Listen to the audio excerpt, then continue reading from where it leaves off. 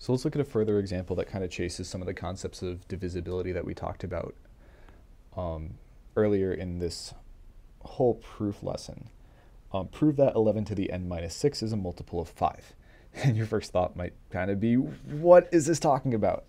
Because that expression is kind of insane. And I should also qualify this by saying that n, again, is a positive integer, because that's going to help us establish our base case. So let's start right with that. Anytime I have any sort of case like this, any sort of proof like this, where I'm looking at like things where I have to count, kind of make sequences, induction is your way to go. And we'll kind of talk about that difference later. But your base case here is n equal to 1. And let's kind of figure out how to express this. Is a multiple of 5. And I had said before that this means that is divisible by 5. Divisible. So this means that 11 to the n minus 6 can be written as 5 times some number. Because we're going to use k later on, I don't want to use k here, so maybe I'll call it 5m, where m is also an integer. So I just want to show that I can plug 1 in here and get an actual integer for m if I were to solve this. So let's let n equal 1. I get 11 to the first, which is just 11, minus 6. And I get 5. And I get m equals 1. And since 1 is an integer, so then I've proven my base case. So base case is true, or we'd say is valid. Great, done. Shown my base case, I've shown my specific case, we can move on.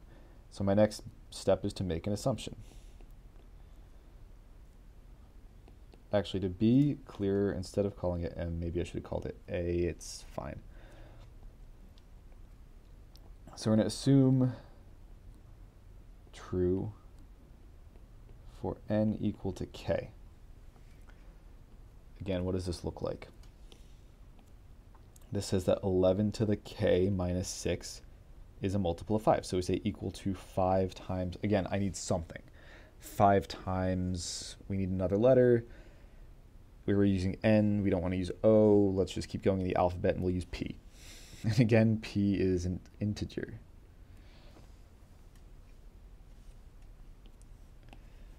And now we're going to do our inductive step. We want to prove for k plus 1, for n equal to k plus 1. And again, what does this look like? Well, we want to show that 11 to the k plus 1 minus 6 equals 5 times something. Well, we don't know that it's the same something that we've used before, so we need to use another variable. So next letter in the alphabet is q, so let's stick with q. Q is an integer, and a positive integer. No, sorry, just an integer. And I want to show that I can turn 11 minus 6 into 5 times something. So let's just kind of deal with our 11 minus 6 here. So 11 to the k plus 1 minus 6. I want to try to introduce my assumption, and it's not going to be super obvious here. Let's go back and play around with my assumption a little bit. I'm looking at my inductive step, and I'm thinking that it's probably easier if I could deal with this 11 to the k plus 1 independently. I have a better shot at actually introducing what I need to introduce if I can kind of deal with that alone. So let's actually go back to our assumption and let's kind of rearrange this. And by rearranging this, I think I have a better shot at introducing 11 to the k instead of the entire expression that I originally see. So I'm going to manipulate this a little bit, and this might actually come a little more in handy in a minute. Well, let's see if we can actually introduce that. So let's go back over here to my inductive step. And I see 11 to the k plus 1, and I can see that 11 to the k, right, starting to peek out because I've got it in the exponent already. And if there were a way to break up that exponent, then that would be really helpful. Well, there is a way to do that. We have laws of exponents, right? We know that a to the mn, so any base to the to a sum, sorry, a to the m plus n. So any number to the sum of exponents is the same as writing it as a product, right? We have this law of exponents that we can use. So let's apply that. 11 to the k plus 1 is just then 11 to the k times 11 to the first, which is just 11, minus 6. So this is from my laws of exponents. Well, now, actually I want to stick with my color coding here. So let's stick with this. Well, now I have that 11 to k sticking out clearly. And now I can make my substitution. So let's do that. And this is where things are going to get a little ugly, so bear with me. So I have 11 times, I'm just going to rewrite that as a coefficient in front just to make it a little nicer. I have 11 times my substitution, 5p plus 6.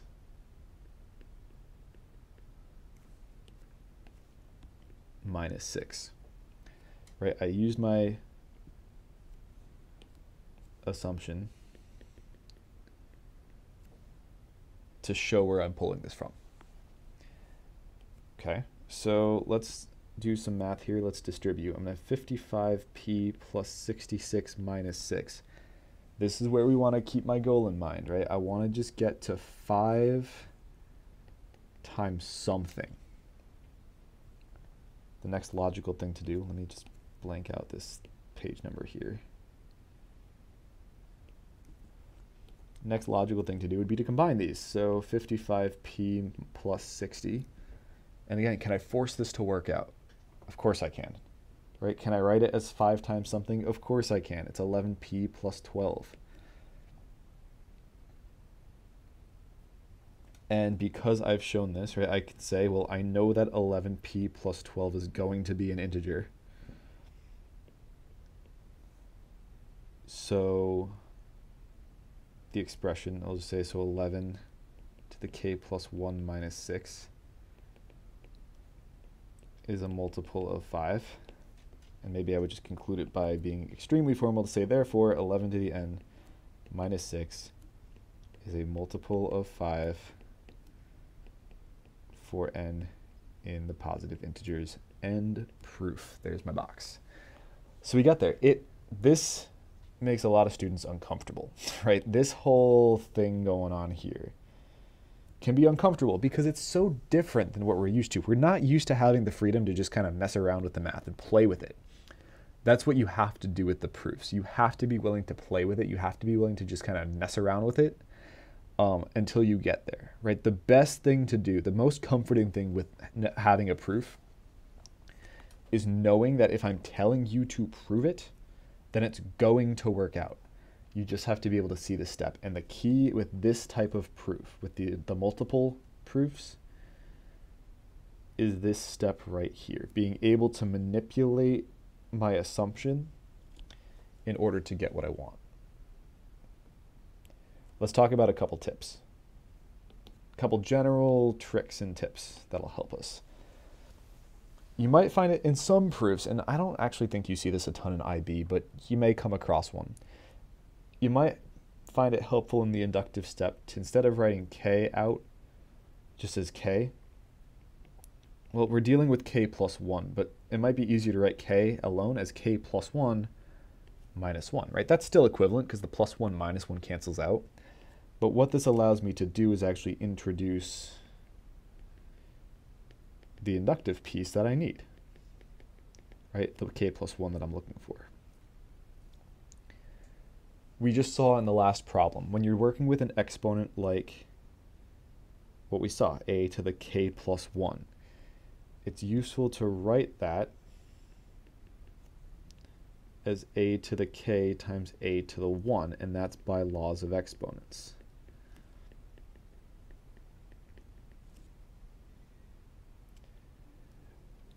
The biggest thing, and this is kind of a general proof tip too, but especially with induction, we want to show it explicitly that the proof works. Right? Show me clearly that you actually get exactly what you're looking for. So I'll say show exactly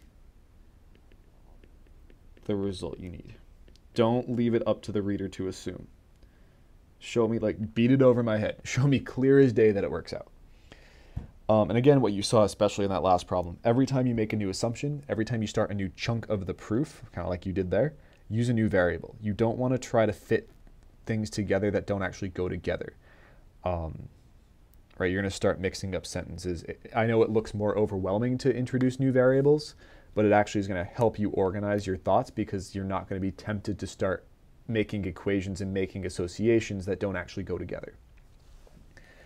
And my last tip is just, I understand that proof is frustrating, and I know that a lot of times it can be hard to see where to go next. But proof is all about trying and trying again. It's all about trying something, noticing that it doesn't work, trying something again, right? You've either eliminated something that just wasn't going to work anyway, which is going to get you closer to the right answer, or you've done the right thing, which is also just going to get you to the right answer. So no matter which way it works out, it works out. This is the core of mathematics. This thought process, this quantitative reasoning is so important to mathematics. And in a lot of ways it can be challenging, but I like to think of it like a puzzle, and it's so satisfying when the proof works out. So don't give up hope when you get stuck. Take a step, reevaluate your situation before continuing on.